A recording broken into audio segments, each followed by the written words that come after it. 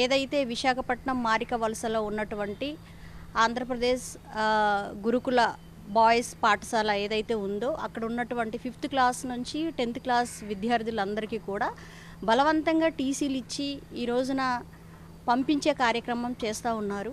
అనేక మంది పిల్లల ఒక భవిష్యత్తు, సుమారుగా 480 మంది విద్యార్థినులు అక్కడ ఉన్నారు.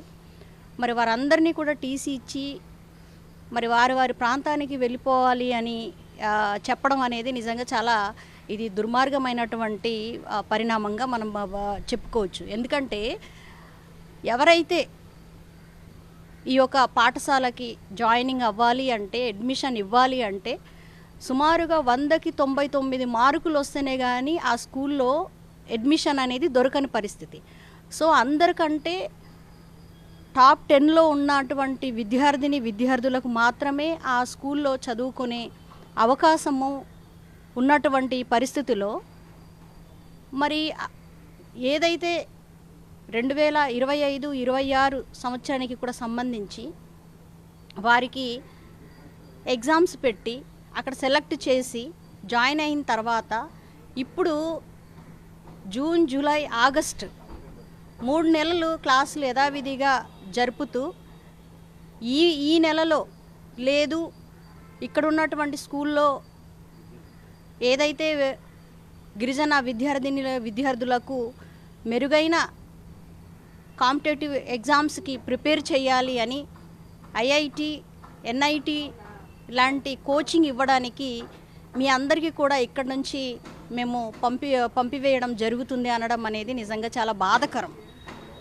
నిజంగా మీరు కోచింగ్ ఇవ్వాలి అనుకుంటే మీరు నాణ్యమైన విద్యను అందించి ముందుకు తీసుకెళ్లాలంటే ఇదే విశాఖపట్నంలో వేపగుంట ప్రాంతంలో ఒక వైటీసీ ఉన్నదన్న సంగతి మరి గిరిజన శాఖ మంత్రి గారికి తెలీదా? లేదంటే ఇప్పుడున్నటువంటి కూటమి ప్రభుత్వంలో ఉన్నటువంటి నాయకులకు తెలీదా అని ఈరోజు అడుగుతూ ఉన్నాం. అక్కడ పెట్టండి, ఖాళీగానే ఉంది కదా. గత సంవత్సరం నుంచి కూడా ఖాళీగానే ఆ వైటీసీ ఉంది.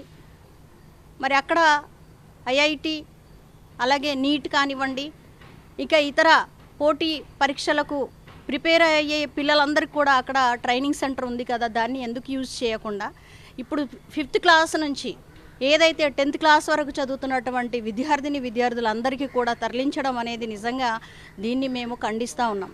కాబట్టి వెంటనే తక్షణమే మీరిచ్చినటువంటి టీసీలను మరలా మీరు తీసుకొని ఆ పిల్లలందరినీ కూడా మళ్ళీ అడ్మిషన్ ఇచ్చి యథావిధిగా వాళ్ళకి విద్యను కొనసాగించాలని ఈరోజు డిమాండ్ చేస్తూ ఉన్నాం. ఎందుకంటే ఇది 2004 సంవత్సరంలో ఆ రోజు ఉన్నటువంటి దివంగత నేత వైఎస్ రాజశేఖర రెడ్డి గారు గిరిజన పిల్లలకి కూడా నాణ్యమైనటువంటి విద్యని అభ్యసించేదానికి ఒక అవకాశం కల్పిస్తూ ఇక్కడ మారిక వలసలో ఏదైతే బాలుర కానీ బాలికలకు కూడా సంబంధించి ఆ రోజు మెరుగైన విద్యని అభ్యసించేదానికి మెరిట్ స్టూడెంట్స్ కూడా ఇక్కడ అభ్యసించేదానికి అవకాశం కల్పించారు. దానిని ఈరోజు మీరు ప్రైవేట్ సంస్థ వాళ్ళకి, కార్పొరేట్ యాజమాన్యానికి ఒప్పజెప్పే కార్యక్రమం ఈరోజు చేస్తూ ఉన్నారని కూడా ప్రతి ఒక్కరు కూడా అనుకుంటున్నారు. కాబట్టి ఈ కూటమి ప్రభుత్వంలో ఉన్నటువంటి నాయకులు కానివ్వండి, మంత్రి లోకేష్ గారు, విద్యాశాఖ మంత్రి లోకేష్ గారు కానివ్వండి, ఇది మంచి పద్ధతి అయితే కాదు.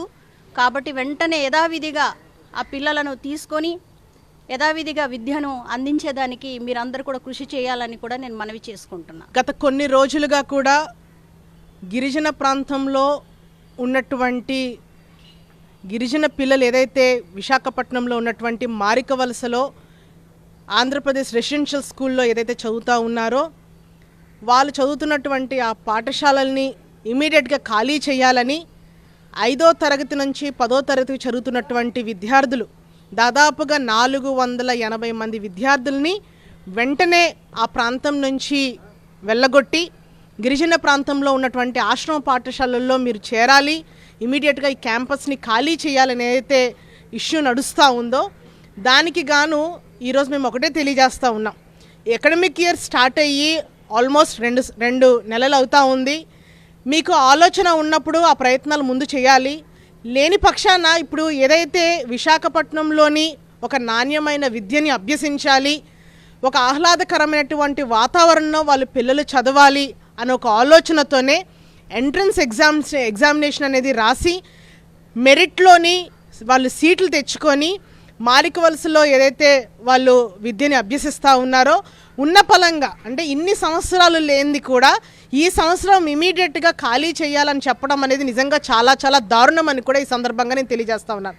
ఎందుకంటే బడుగు బలహీన వర్గాలు గిరిజన పిల్లలందరూ కూడా నాణ్యమైన విద్యని అభ్యసించాలి, వాళ్ళు కూడా ఉన్నత చదువులు చదివి సమాజంలో ఒక గౌరవప్రదమైనటువంటి స్థానాన్ని సంపాదించాలి అని ఒక ఆలోచనతోనే ఆనాడు దివంగత నేత రాజశేఖర రెడ్డి గారి ఆధ్వర్యంలో 2004లో ఈ యొక్క గురుకులాలు స్టార్ట్ అయ్యాయి. సో ఆ ఏ ముఖ్య ఉద్దేశంతోనైతే ఆనాటి ముఖ్యమంత్రి గారు స్టార్ట్ చేశారో ఈనాటి ఈ కూటమి ప్రభుత్వము ఆ యొక్క ఉద్దేశాన్ని నిర్వీర్యం చేస్తుంటే విద్యా వ్యవస్థనే పూర్తిగా నిర్వీర్యం చేసే ప్రయత్నం ఈరోజు చేస్తూ ఉంది.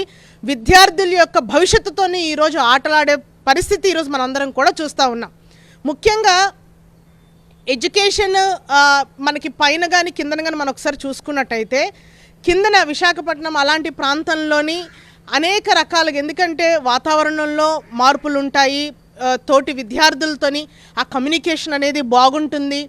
మా గిరిజన ప్రాంతంలో కన్నా ఈ ప్లెయిన్ వాతావరణంలో వాళ్ళ పిల్లలు చదువుకుంటే వాళ్ళు ఇంకా బాగుంటారు, వాళ్ళ భవిష్యత్తు బాగుంటుందన్న ఆలోచనతోనే తల్లిదండ్రులు ఎంత కష్టమైనప్పటికీ కూడా వాళ్ళ పిల్లల భవిష్యత్తే ముఖ్యం అని చెప్పేసి వాళ్ళు ఇక్కడ చదివిస్తూ ఉంటే ఈరోజు అక్కడ సెంటర్ ఆఫ్ ఎక్సలెన్స్ అనేది ఒకటి పెడతాము కాబట్టి మాకు ఈ క్యాంపస్ అనేది మాకు హ్యాండ్ ఓవర్ చేయాలి, ఇక్కడ విద్యార్థులు అనేవాళ్ళు ఇక్కడ ఎవరు ఉండకూడదు, ఐఐటి ఎన్ఐటి లాంటి పెద్ద పెద్ద చదువులకి ఇక్కడ ట్రైనింగ్ ఇస్తామని ఏదైతే చెప్తా ఉన్నారో ఈరోజు సెంటర్ ఆఫ్ ఎక్సలెన్స్కి మేము వ్యతిరేకం కాదు. మేము సెంటర్ ఆఫ్ ఎక్సలెన్స్కి మేము సమర్థంగానే ఉన్నాము. అండ్ అదేవిధంగా అలాంటి కోచింగ్స్ ఏదైనా ఇవ్వాలి అని అన్నప్పుడు వేరే ఆల్టర్నేటివ్ బిల్డింగ్లు మీరు ప్రత్యామ్నాయం బిల్డింగ్లు మీరు చూడాలే తప్ప అక్కడ ఎప్పటి నుంచో సంవత్సరాల నుంచి అక్కడ చదువుతున్నటువంటి విద్యార్థుల్ని ఉన్న పలంగా ఆ అట్మాస్ఫియర్ నుంచి వేరే అట్మాస్ఫియర్కి మీరు మార్చాలి, వేరే వాతావరణంలోకి వాళ్ళకి మార్చాలంటే వాళ్ళ పిల్లలు అక్కడ అకామిడేట్ అవ్వకపోవటము లేకపోతే అనేక రకాల ఇబ్బందులు ఉంటాయి. కాబట్టి దీన్ని మీరు తీవ్రంగా వ్యతిరేకిస్తూ ఉన్నాము. ఏదైతే వేపగుంట సమీపంలో ఉన్నటువంటి మనకి ఏదైతే వైటీసీ సెంటర్ ఏదైతే ఉందో గతంలో మనం చూసుకున్నట్టయితే మేము అధికారంలో ఉండేటప్పుడు మొట్టమొదటిసారిగా గిరిజన విద్యార్థుల్లో ఎవరైతే ఐఏఎస్ ఐపీఎస్లు చదవాలన్న ఆలోచన అంటే గ్రూప్స్ కానీ లేకపోతే సివిల్స్కి ప్రిపేర్ అవ్వాలనే ఒక ఆలోచన ఉన్నటువంటి వాళ్ళందరికీ కూడా ఆ వైటీసీలోని ట్రైనింగ్స్ ఇచ్చి తద్వారా వాళ్ళందరికీ ఎంతోమంది చాలామంది కూడా ఐఏఎస్లో రావడం జరిగింది. అదేవిధంగా గ్రూప్ 1 ఆఫీసర్స్గా కూడా చాలామంది సెటిల్ అవ్వడం జరిగింది. సో ఆ క్యాంపస్ ఏదైతే ఉందో దాన్ని సెంటర్ ఆఫ్ ఎక్సలెన్స్ కింద మీరు వాడుకోవడంలో మీకు అభ్యంతరం ఏంటని కూడా ఈ సందర్భంగా నేను తెలియజేస్తా ఉన్నాను. కాబట్టి ఈ ప్రభుత్వానికి మేము ఒకటే చెప్తా ఉన్నాము, విద్యాశాఖ మంత్రిగా ఉన్నటువంటి నారా లోకేష్ గారు, ఎందుకంటే ఆయన చేతిలో పడినటువంటి ఆ శాఖ ఈరోజు పూర్తిగా నిర్వీర్యం చేసి విద్యా వ్యవస్థనే ప్రశ్నార్థకంగా మార్చినటువంటి మంత్రిగా ఈరోజు నారా లోకేష్ గారు ఉన్నారు. మేము ఒకటే కోరుతా ఉన్నాం, గిరిజనుల యొక్క భవిష్యత్తు బంగారు బాటుగా ఉండాలని ఏదైతే గత ప్రభుత్వంలో ఇంగ్లీష్ మీడియాన్ని ప్రవేశపెట్టి అనేక రకాలుగా 2004 నుంచి కూడా ఈ గురుకులాలు ఏదైతే స్టార్ట్ చేశాయో ఒక ముఖ్య ఉద్దేశంతోనే ఆ గురుకులాలు అనేది స్టార్ట్ చేయడం జరిగింది. కాబట్టి యథావిధిగా ఆ 480 మంది పిల్లలు ఏదైతే అక్కడ విద్యను అభ్యసిస్తూ ఉన్నారో ఆ క్యాంపస్లో వాళ్ళకి స్కూల్ అనేది కొనసాగించాలి. మీకు ఆలోచన ఉన్నటువంటి సెంటర్ ఆఫ్ ఎక్సలెన్స్ని వేరే క్యాంపస్లో పెట్టి విద్యా వ్యవస్థని పటిష్టం చేస్తూ